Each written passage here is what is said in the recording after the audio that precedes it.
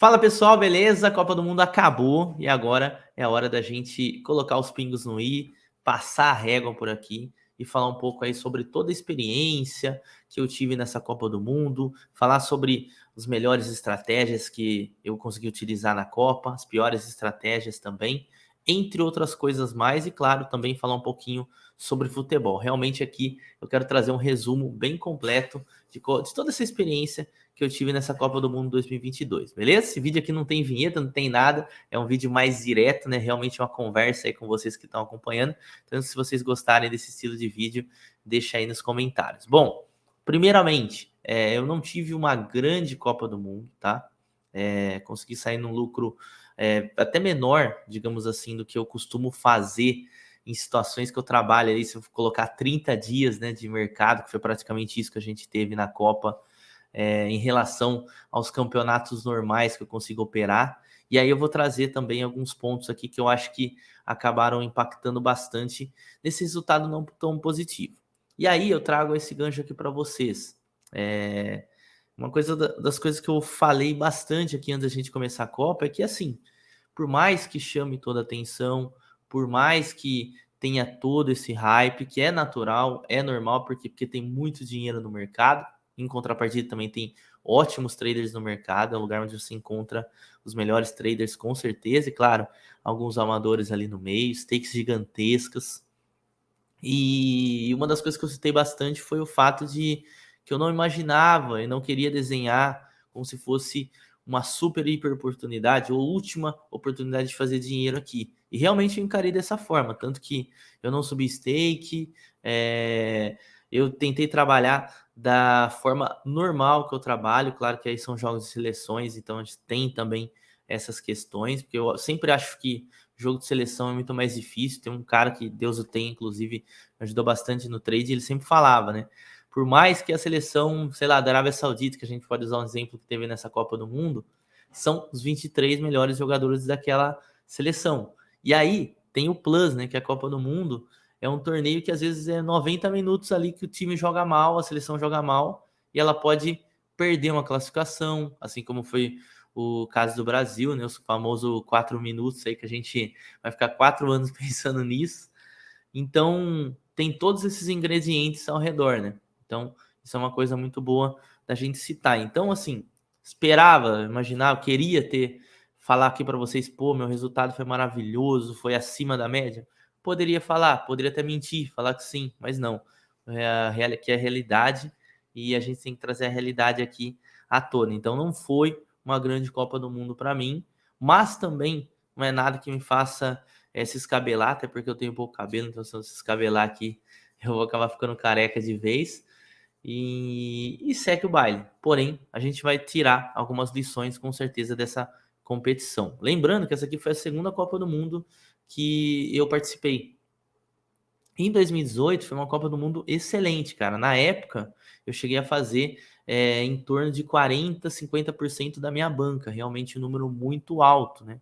E olha que loucura, né? E hoje, com mais conhecimento, eu não consegui traduzir todo esse conhecimento em, em lucro, né? Em lucro real. Então, realmente foi uma Copa diferente aqui para mim por diversos fatores. Inclusive, vamos começar a falar sobre esses fatores aí e trazer alguns pontos importantes que eu quero destacar para vocês nesse vídeo.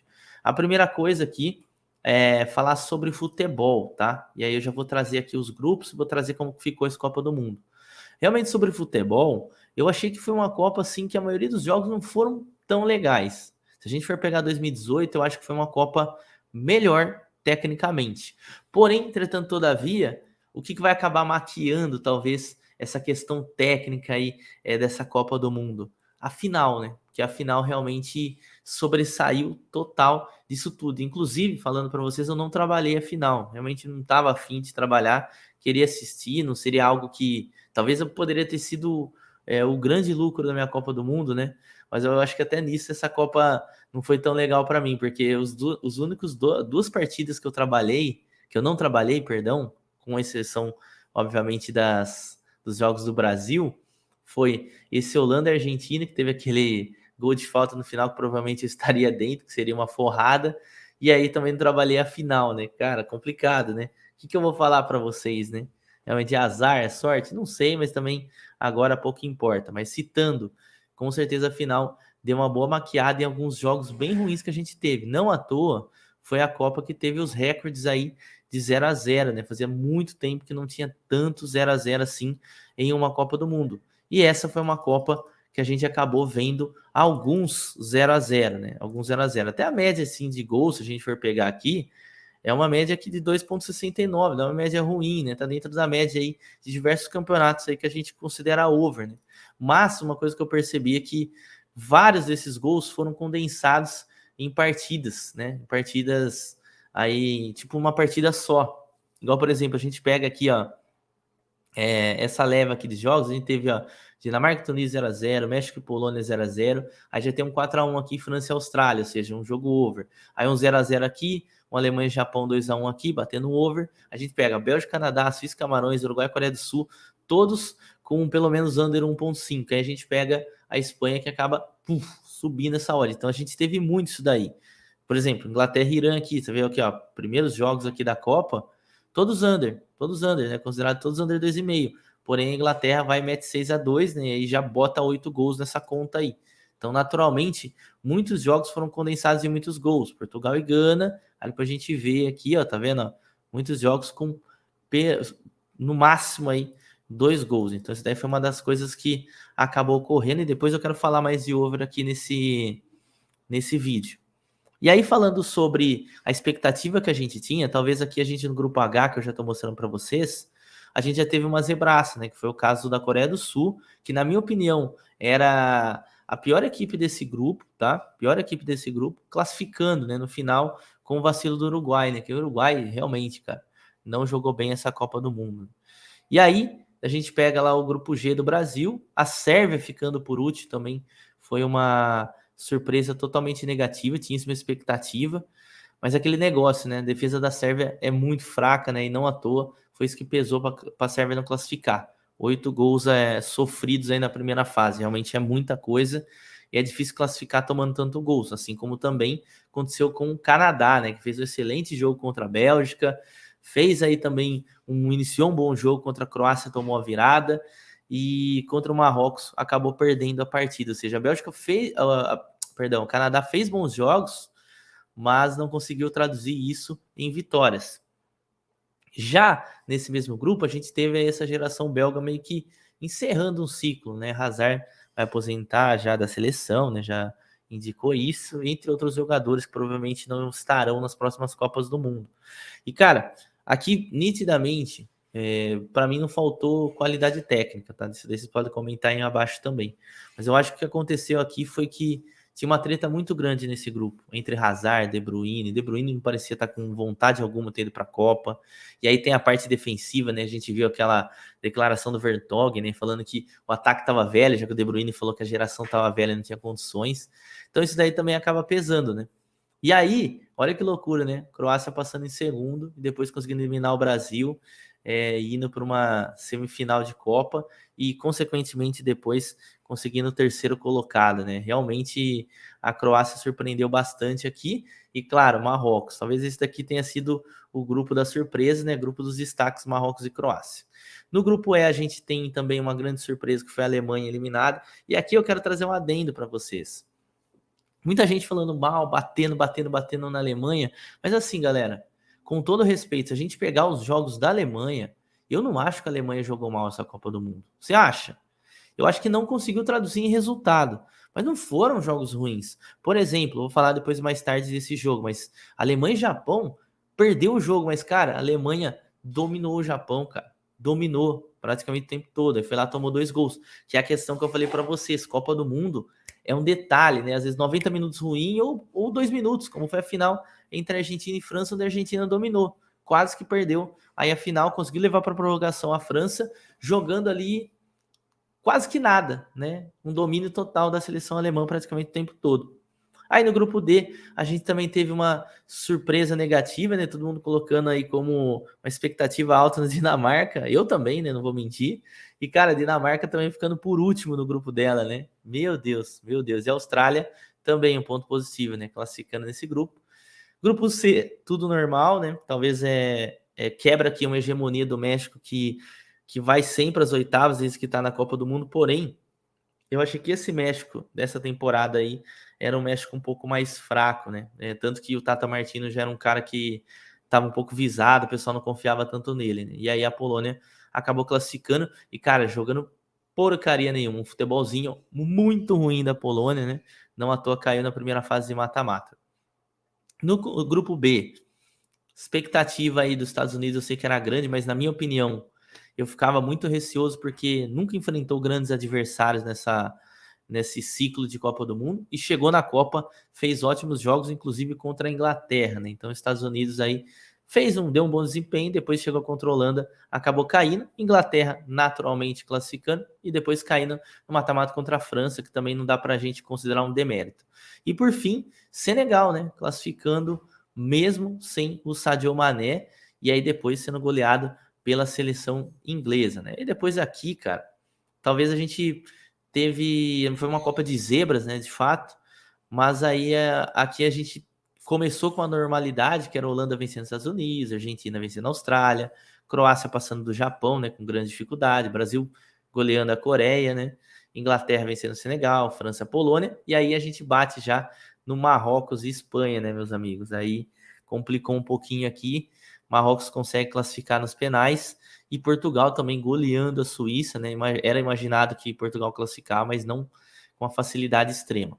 Depois a gente teve aí mais uma eliminação de Marrocos e Portugal, vou falar mais tarde desse jogo aqui, nesse vídeo ainda, tá?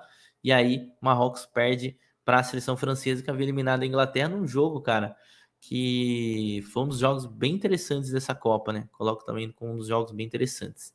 E aí um dos jogos mais malucos, aqui Holanda e Argentina, também aquela questão, né? Argentina, pá, foi muito parecido com o que aconteceu com a final. A Argentina controlou a Holanda, e aí o Van Gaal inteligentemente colocou os jogadores altos, fez um primeiro gol com o Weghorst, e aí depois aquele golaço de falta que acabou levando prorrogação, e depois, consequentemente, os pênaltis, e aí a Argentina classificando para cima da Croácia, e nós sendo eliminados pela Croácia também. Assim, sobre o Brasil, né, daria para fazer um vídeo todo sobre o Brasil, mas é chato de ficar falando isso daí. Mas assim, na minha opinião, é questão de um erro técnico, tático ali no momento decisivo, que acabou culminando na eliminação do Brasil. Teve dificuldade nos 90 minutos? Teve, mas foi um time que criou muito mais do que a Croácia, e se a gente for analisar nesse contexto, merecia mais. Mas Copa do Mundo, ela não dá sopa pro azar. Isso é a grande lição que a Copa do Mundo nos dá. Que não adianta, cara. Você pode fazer igual a Argentina fez 75 minutos ali direto, a Argentina toma um empate em dois minutos de diferença. 2 minutos que a França jogou bola, achou um pênalti, achou um gol. Então, assim, não dá sopa pro azar, não dá para dar chance para adversário. O Brasil deu e foi eliminado. Depois, no fim das contas, a Argentina vence o título. Não torci para a Argentina, muito menos torci para a França. Mas fato Messi ganhou a Copa do Mundo e coroa aí uma carreira maravilhosa aí que ele teve todo esse tempo. Então essa aqui é a parte de futebol. Agora a gente vai falar uma questão sobre o mercado. A última Copa de 2018 trouxe uma herança muito grande de bola parada para o mercado, né? Para quem estava lá vai lembrar. Por quê? Explico para vocês. À época, pouca gente se falava de trabalhar a favor de bolas paradas, entendeu? Ou seja, comprar um escanteio, comprar uma falta direta, comprar uma falta que vai ser colocada na área. Então, naquela época, em 2018, o mercado era mais estável. Eu sei que é até maluco a gente falar isso daí hoje em dia, né? Que a gente vê quanto que o mercado mexe quando sai um escanteio, né? Ou seja, sobe odd, desce odd, então tem essa questão. Lá em 2018, isso daí mudava muito pouco, sabe? Não mexia tanto assim. Por quê? Porque tinham poucas pessoas que faziam esse tipo de operação, né? E às vezes não viam nem risco, não viam valor em fazer.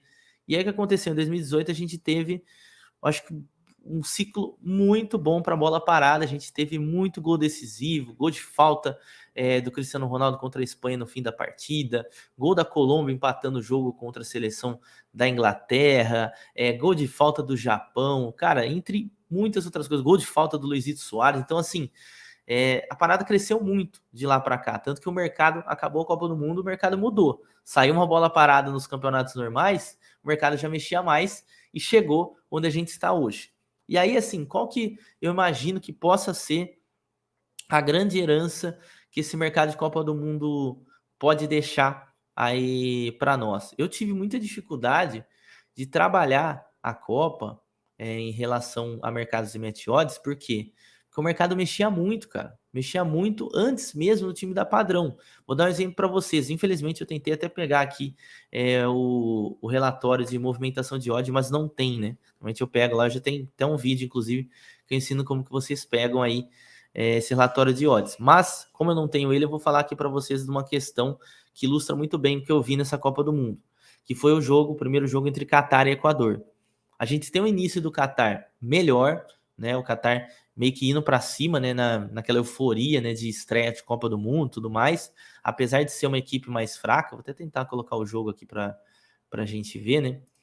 E aí, depois disso daí, até então não tinha padrão algum de estar a favor do Equador. Porém, o Equador vai lá numa bola parada, de novo falando sobre bola parada, encontra, né, um gol de bola parada, porém ele é anulado. E a odd do Qatar ali em Leia, como vocês estão vendo, começou a 3,75 na casa de aposta. Opa, eu não estava colocando. Aqui, ó. Então, a odd tinha começado a 3,75, 2,20. Cara, a partir do gol anulado, que acontece aqui, ó, tá vendo? Com 5 minutos, bicho, a odd voltou, o mercado suspendeu, o mercado voltou. Ele pulou essa odd do Qatar aqui de 4 para 6, praticamente em coisa de 1 minuto. E assim, até então, tinha sido um gol de bola parada, que acontece mesmo com a equipe jogando mal, tá? Então, assim, não tinha um padrão que o Qatar estava melhor, estava amassando. Mas aí o mercado foi lá e subiu toda a odd, e aí eu acabei ficando de fora. Falei, cara, se essa odd voltar de 6 ali perto de 4, eu vou tomar um head grande, até porque eu trabalho com uma stake bem mais alta, lá no minha stake é mais alta do que a minha padrão, lá no Lei da Zebra. E aí aconteceu que o gol saiu, né? E eu acabei ficando de fora desse gol. E conversando com outros traders aqui também, inclusive traders conhecidos, muita gente também falou isso, que essa Copa seguiu muito esse padrão. Que era assim, talvez pelo volume também de dinheiro, né? Uma situação ali que o mercado acreditava que aquela equipe poderia fazer o gol, ele já estourava a odd. Estourava a odd. Tanto que a gente pode ver aqui, tá vendo? No gráfico, ó, vocês podem perceber que o início foi do Qatar.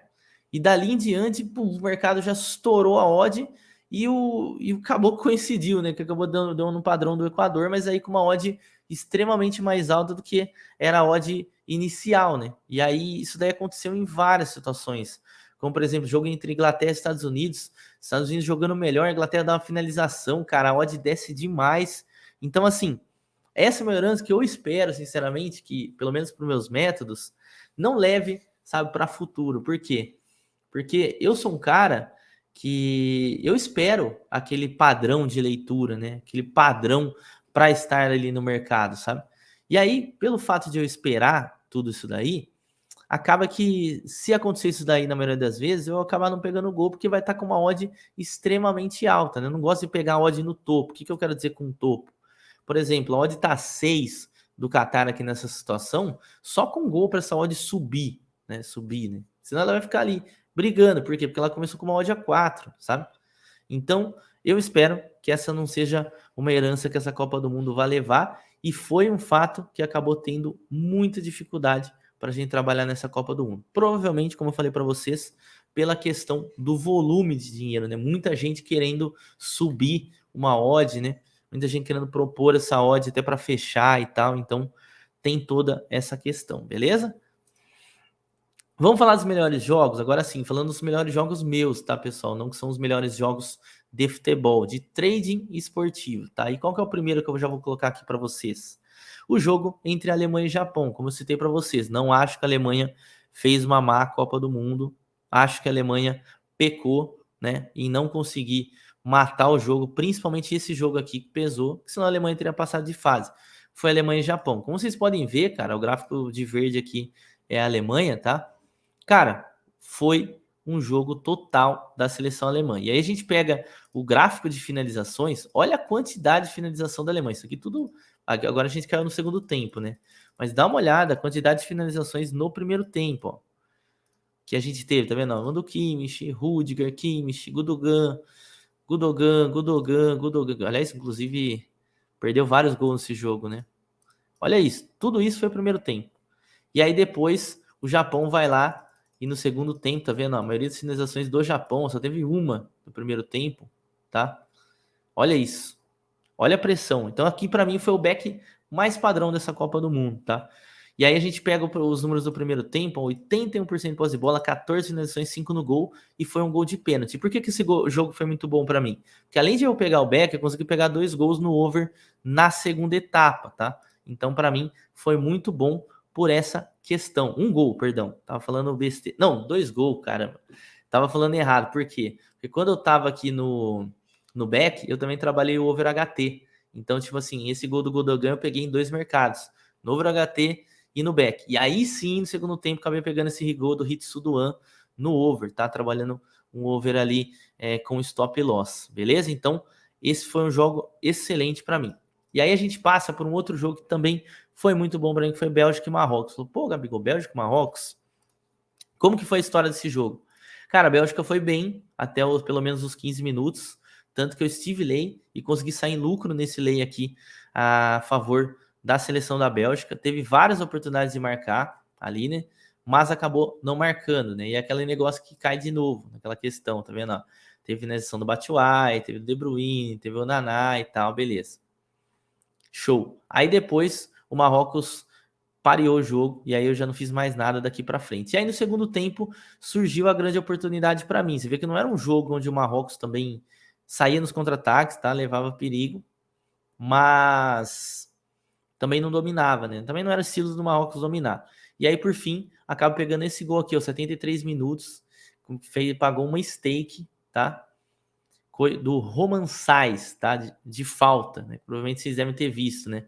O gol uma falta cruzada na área, né? Do Sabiri, e o Romain Saïs acabou encostando, né? Depois, posteriormente, acabou dando o gol para ele. E aí foi muito bom. E além disso, eu ainda trabalhei o over aqui no finalzinho, né?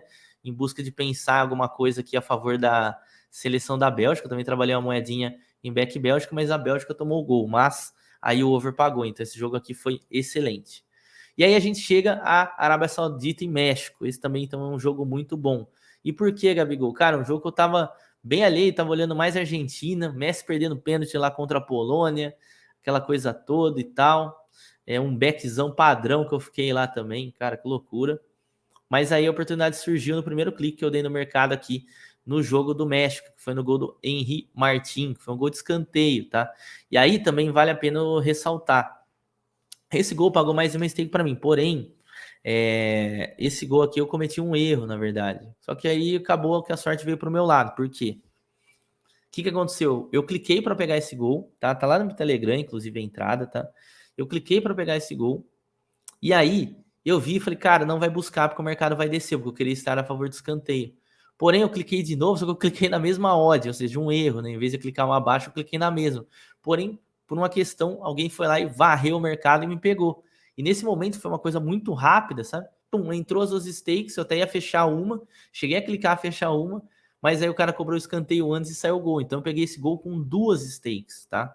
E aí pagou muito mais do que eu pagaria com uma stake normal. Um erro, tá? Então eu tô colocando aqui, mas foi um erro, beleza? Então esses aqui foram os principais jogos que eu consegui fazer dinheiro, tá? E aí a gente pode ir para os piores também, tá? Eu achei que tinha até deixado aqui uma paradinha para vocês verem aqui. Aqui, ó.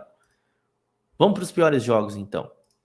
Quais foram esses piores jogos? Tunísia e Austrália, por quê? Como vocês já devem perceber, a galera que já me conhece, eu não sou um cara de forrada daqui, forrada de lá, não. Eu tenho lucros muito parecidos em valores, tá? Percentuais e financeiros também, obviamente. E heads parecidos, percentuais e financeiramente, tá? Então eu sou um cara muito mais de constância do que, sabe aquele gráfico que vai para cima, para baixo, para cima, para baixo? Não. Normalmente o meu vai aqui, pum, para cima, pum, para baixo, pum, para cima, para cima, para cima, devagarinho, parece uma escada, tá? E aí o que aconteceu nesse jogo? Por que ele foi um dos piores para mim? Porque aqui eu perdi 10%, um pouco mais, 10, 11%, não me falha a memória aqui, no jogo, por conta desse lay aqui no finalzinho, que a Tunísia pressionou e não empatou. E além de tudo, trabalhei o over, que também foi entrada ruim. Por quê? Porque a Austrália se fechou toda e não contra-atacou. Eu trabalhei o over na ideia de pegar um possível gol da Austrália no contra-ataque caso acontecesse, que já me cobria praticamente todo ali no lay, né? Ou seja, ficaria praticamente no 0-0, ficaria com 1%, 2% de head só no jogo. Mas o que aconteceu, né? Aconteceu pior, não saiu nenhum gol. Então aqui foi um head. Não é um head absurdo, é em torno de 20% da mistake, tá? Então, como eu falei para vocês, eu não sou um cara, a não sei que eu tome gol, aí sim o head é um pouco maior, tá? E aqui a gente tem Marrocos e Portugal, que foi praticamente a mesma coisa. Trabalhei um pouco em lei a seleção de Marrocos e trabalhei over goals e não veio nenhum dos dois. Teve até uma chance cara a cara do Marrocos com o Zacariel Bucal, que me deu o gol lá no Bélgica e Marrocos no contra-ataque. Aqui ele acabou perdendo, tentou cavar, né? Se desapertou o famoso L1 quadrado e acabou errando o gol. Então esse daqui também foi um jogo ruim. Você vê que os dois na mesma situação, né? Os dois da mesma forma. Aqui eu acho que até trabalhei correto o over, né? Teve uma chance muito clara assim de Marrocos, mas teve o contra-ataque que era por isso que eu estaria no over, né? Então, aí teria cobrido também o meu possível, o meu prejuízo, né? Lá no match odds. Então, esses jogos aqui, normalmente eu faço entrada dupla e não entra pelo menos um gol, mesmo que seja contra a minha posição do match odds, acabaram sendo os piores, tá? Mas do resto, cara, foi mais variância e coisa e tal, tá? E aí, eu acho que vai para uma parte muito importante agora, falando sobre as estratégias que eu utilizei nessa Copa do Mundo. E aí eu quero falar sobre as piores estratégias e as melhores, beleza? Ó, pior estratégia disparada para mim foi o over goals. E como vocês podem perceber, os números não foram nem um pouco bons. Cara, eu tive um desempenho muito, vou falar mais uma vez, muito ruim no over. Cara, pra quem me conhece, sabe que eu fiquei um tempão sem trabalhar over. Aí eu comecei a trabalhar de novo, né, com uma stake um pouco mais reduzida, testando algumas outras maneiras de abordar o mercado, às vezes deixando correr um pouquinho mais, às vezes trabalhando aí uma odd média. E aí o que eu fiz? Como eu estava tendo um bom desempenho, trabalhando os mercados convencionais, que eu quero dizer, os jogos europeus, os trades normal que eu faço nos campeonatos aí que eu trabalho, que a maioria deles são europeus, eu falei, cara, eu vou levar isso daqui para a Copa do Mundo como uma alternativa. E essa foi, na verdade, a estratégia que me tirou boa parte do meu lucro. Olha para você ver que loucura. Então, assim, sobre aprendizados da Copa do Mundo, isso aqui com certeza vai ser um muito grande. Por quê? O que eu acabei errando principalmente aqui na Copa, pessoal? Eu confiei muito em overs, principalmente nas primeiras rodadas, cara. E as primeiras rodadas foram ruins para over goals. A galera sabe disso, claro. Teve as suas exceções, mas teve muito jogo 0-0. Não vou conseguir colocar para vocês todos os jogos, mas eu trabalhei diversas situações em over aqui nos primeiros e a gente vê, sabe, que alguns jogos teve e outros não. E aí, qual que foi a outra grande questão para falar aqui para vocês? A outra grande questão foi que eu trabalhei com uma odd média de 2,08. Então, assim, situações que tinham odds, acabou que o gol praticamente não saiu. Igual, por exemplo, a gente pega aqueles jogos ali que vocês estavam vendo, que eu acabei de colocar, deixa eu até colocar de novo aqui. Pô, tu pega a Inglaterra e Irã, a odd não tava 2,08 com 75 minutos, como eu gostaria, né? Pô, a gente pega, por exemplo, a Alemanha e Japão, também não era. Apesar que esse aqui eu consegui trabalhar o over ali de exposição, né? Trabalhei Bélgica e Canadá, também não rolou over, sabe? Então, assim, a maioria dos jogos que teve gol, não teve a odd que eu gostaria, entendeu? E aí, acabou que eu entrei em várias situações onde não tinha tanto valor, isso eu falo, trabalhei muito mal essa estratégia, e só que tinha odd, né? Que a gente viu, cara, mercados com odds muito altas lá nos jogos, principalmente em HT, né? Nos jogos da Copa do Mundo. Porém, o jogo era de caráter duvidoso. E aqui que foi o meu grande erro dessa Copa, tá? Que aqui eu tomei um belo do head, né? Que, ó, 59 entradas eu fiz nessa Copa do Mundo em over, sendo 20 no over HT, 39 no FT, com odd média de 2,08, que era a odd mínima que eu aceitava para estar dentro desses overs. Foram 16 gols pegos apenas e 43 heads. Obviamente, esses heads full stake, tá? Eu acho que só fechei um aqui, se me falha a memória. Só fechei um e ainda por cima o gol saiu, que foi Equador e Senegal no Over HT, ó, que beleza. Poderia ter melhorado um pouquinho, né? Esses números, mas acabou não rolando. Então aqui, ó, o aproveitamento, né, de taxa de acerto foi de 27,11%, que é muito pouco. Se a gente for pensar que eu trabalho em uma odd de 2,08, eu teria que ter 50% de aproveitamento para ficar no 0-0. Então, eu tive muito longe de ter sido lucrativo nos overs. Então, pessoal, eu vou repensar os overs, provavelmente eu vou dar uma estopada. Eu sei que Copa do Mundo, mas, cara, não adianta. Eu volto no over, pá, começa bem, aí dessa desandada. Então, meu erro foi ter levado isso aqui para a Copa do Mundo. Se eu não tivesse levado, eu estaria falando de um resultado de um mês normal aqui para mim, em relação à Copa, tá? Então, realmente trabalhei muito mal os overs. Uma outra estratégia que também não funcionou, cara. E aí, o que acontece, né? É um período muito curto que a gente tem de Copa do Mundo, né? Então isso é bem verdade, não foram muitas entradas, que foi a alavancagem. Trabalhei situações de alavancagem com uma odd média mais ou menos ali a 10, e trabalhei várias dessas, tá, pessoal, quando eu estava em lucro, tá? Então esse daqui é um ponto que vale a pena a gente citar. Então, a maioria delas eu estava em lucro ali e tal, mas também conta com estratégia. E aí o que aconteceu? Eu fiz 12 entradas, tive 12 heads e não tive nenhuma alavancagem batida nessa Copa. E coincidentemente, né, como eu já falei para vocês, não sei se é sorte, se é azar, enfim, né, não dá para a gente colocar essas coisas na conta, mas os dois jogos que com certeza eu teria pego alguma coisa, né, pelo menos teria essa possibilidade, foi o quê? Argentina e França, que poderia ter deixado a moeda ali, que bateu uma alavancagem, né, para quem trabalhou o Leo 2-0 Argentina, e o outro jogo, Holanda e Argentina. E esses dois eu não trabalhei, e obviamente fiquei de fora de duas possibilidades de alavancar. Será que eu estaria lá? Talvez sim, talvez não, né? De certo que na falta da Holanda provavelmente eu estaria, mas a França e a Argentina já não sei. E aí eu tive um head médio de 2%, então vocês podem perceber aí que também foi um dinheiro jogado fora, né? Você vê, um head médio de 2% aqui, 2% ali, na soma, né? Dá bastante coisa, tá, pessoal? Dá bastante coisa. Então, é mais uma ideia aqui para vocês. Tomem bastante cuidado com essa questão de alavancagem, anotem muito bem, que foi pelo menos isso eu fiz bem, né? Então, por isso eu tô sabendo que realmente não foi uma estratégia lucrativa aí para mim. Vamos falar agora de coisa boa, vamos falar de melhores estratégias, né? Vamos falar, dar uma notícia boa aqui, vai. Eu sei que às vezes parece que eu sou um cara muito pessimista e coisa e tal, mas, pessoal, a minha ideia é trazer a realidade, tá? Poderia falar para vocês aqui, essa Copa foi excelente. Não foi tudo isso daí, não. Então, por isso que eu tô trazendo a realidade. Agora a gente vai para quê? Para melhor estratégia, né? As melhores estratégias, na verdade, que eu vou trazer mais uma aqui também. Que foi o que? Eu leio a zebra, né? Como vocês estão percebendo, eu tô caminhando cada vez mais a trabalhar a lei. Por quê? Mudança de mercado. Tá difícil trabalhar o back, né? A não ser em situações específicas, porque, cara, o mercado sobe muito a odd. Tá subindo muito a odd. O time pode estar amassando, o time pode estar finalizando, vem um ataque contra a posição, é 4, 5 ticks que você toma. Então, é coisa ali, papo de 5% num tapa, né? Num lance.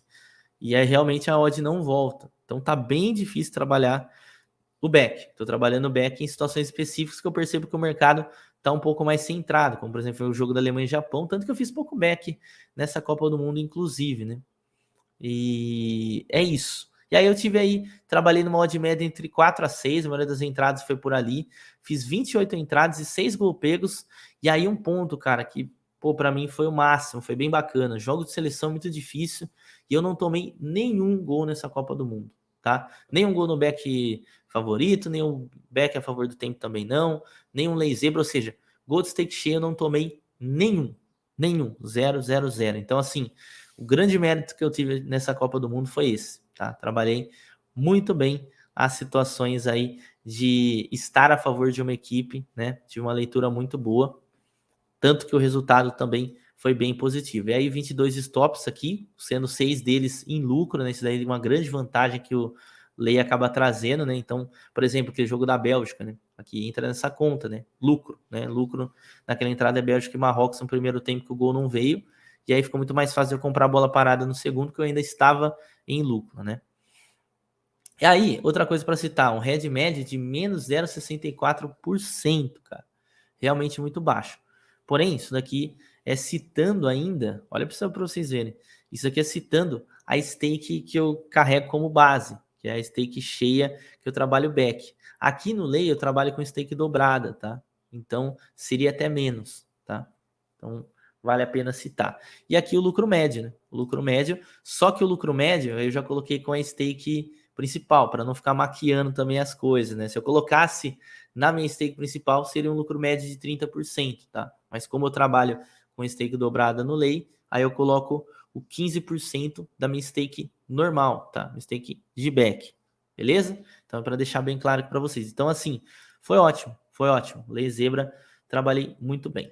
E aí, a segunda estratégia que eu trabalhei muito bem, isso daqui eu acho que não é novidade para quem me conhece, foi a bola parada. Cara, a bola parada é começo muito difícil. Eu fui pegar meu primeiro gol de bola parada naquele jogo de Senegal e Catar, tá? Isso já na segunda fase. Primeira fase só teve um gol de bola parada, né? Que foi o gol do Harry Maguire contra a Inglaterra, mas como não tinha odd no Match Odds, né? Contra a Inglaterra, não, a favor da Inglaterra, né? Naquele jogo contra o Irã. Mas como não tinha odd ali no Match Odds, eu acabei não pegando no over e acabei me arrependendo por isso, né? Então, acabei perdendo esse gol. Mas aqui, ó, até para os números para vocês verem, ó, foram 92 entradas, tá? E aí, sim, eu conto entradas, tá, pessoal? Não dá para ficar contando todo clique que eu dou em bola parada. 92 entradas são 92 mercados que eu trabalhei a bola parada, ou seja, 92 situações, tá? Aí sim, né? Por exemplo, se eu trabalhei uma no over e uma no match odds, aí acaba se tornando duas entradas. Então tá meio que misturado aqui, porque isso daí também não tem tanta relevância para mim, para ser bem honesto. E aí a odd média que eu trabalhei foi entre 2 a 5, que depende da situação, igual por exemplo, o jogo do Marrocos, eu peguei uma odd lá perto de 10, né? Com o Marrocos lá no 0-0 contra a Bélgica, então sobe um pouquinho a média da odd também. E aí eu fiz 92 entradas, sendo 8 gols pegos. Olha para vocês verem, são poucos gols pegos. 84 stops, a maioria deles, obviamente, em head, né? Não tem como. Um head médio de menos 2,8%, tá? Isso também vale a pena citar, né? Que aqui eu trabalhei bastante o mercado de overgoals. Uma coisa que eu percebi, que o head médio do overgoals às vezes é um pouco mais alto, porém a compensação, né? Como eu entro em responsabilidade, também quando o gol vem, eu já sei meu lucro médio básico. Então, assim, meu lucro médio base foi 43,45%, tá? Então, vocês podem perceber aí que foi uma relação bem interessante que eu consegui ter nessa bola parada e também foi uma ótima estratégia que eu consegui trabalhar na Copa, mesmo diante de algumas dificuldades e mesmo principalmente alguns gols de bola parada acabarem acabei deixando de pegar, né? Inclusive isso daqui é uma coisa que eu tenho que tomar atenção, que por exemplo, aquele jogo Sérvia e Camarões, peguei o gol do Camarões na bola parada, não peguei o da Sérvia que poderia ter pego, Catar e Equador, Catar e Equador não, perdão, Senegal e Equador, eu pego o gol do Equador na bola parada e não pego do Senegal logo na sequência, que poderia inverter, tá? Isso é uma coisa que eu acho que a Copa do Mundo também vai me levar de lição, né? Trabalhar melhores situações em lucro, tá? Melhores situações de lucro. Às vezes eu ficava um pouco receoso, falar, não, vou segurar aqui esse lucro e tal. Não, poderia ter feito o dobro aqui, cara. E é isso. O último slide está sem. Deixa eu colocar aqui eu na tela. Espera aí. Aí, beleza. Bom, galera, é isso. Esse aqui foi o resumo aqui da minha Copa do Mundo. Espero que esse resumo auxilie vocês aí em alguma coisa. Podem fazer comparação? Pode, mas eu sei que qualquer um, cada pessoa tem uma realidade, tá? Cada pessoa clica de uma forma, cada pessoa trabalha de uma forma e obviamente tem resultados diferentes. O meu não foi tão grande assim. Eu vi várias pessoas com resultados muito bons e, cara, parabéns para essas pessoas que fizeram ótimos resultados. Fica uma certa frustração, assim, para mim, digamos assim, né? Isso eu coloco entre aspas, em relação a ter tido um resultado não tão alto, financeiro e percentual. Por quê? Porque, cara, eu trabalhei muito nessa Copa do Mundo, vocês viram todos os vídeos que eu trouxe, e, cara, eu encontrei uma dificuldade muito grande mesmo trabalhando as equipes, tendo ciência de quais eram as forças, as fraquezas e tal. Então, realmente, não foi uma Copa fácil, tá? Principalmente para quem trabalha match odds, né? E às vezes, ó, também assim como foi com algumas seleções, como foi a seleção brasileira, às vezes, ó, aquele estalo, aquele momento que você vira pro lado, o gol saía. Putz, você vira pro lado, não vamos conseguir comprar essa falta, pum, o gol saía, entendeu?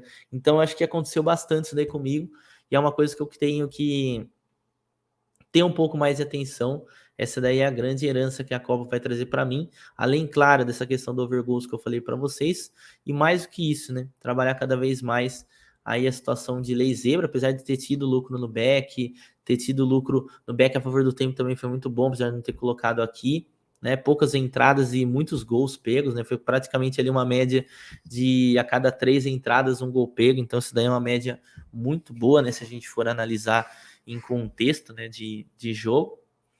E foi isso. É isso. Qualquer dúvida vocês podem deixar aqui nos comentários, beleza? Agora é momento de fazer os últimos jogos aqui da temporada, dar aquela descansada e bala, 2023 tá aí e a gente vai para cima do mesmo jeito. Caso você queira me seguir, né, lá no Telegram, tem link aqui abaixo na descrição. Caso você queira criar sua conta na Betfair, também tem link na descrição. E também tem cursos gratuitos, tá? Na nossa plataforma de cursos do Clube da Aposta. Aqui embaixo é só você cadastrar, se inscrever. Inclusive tem curso até de leitura de jogo gratuito para você lá. Valeu? É isso. Tamo junto, galera. Aquele abraço.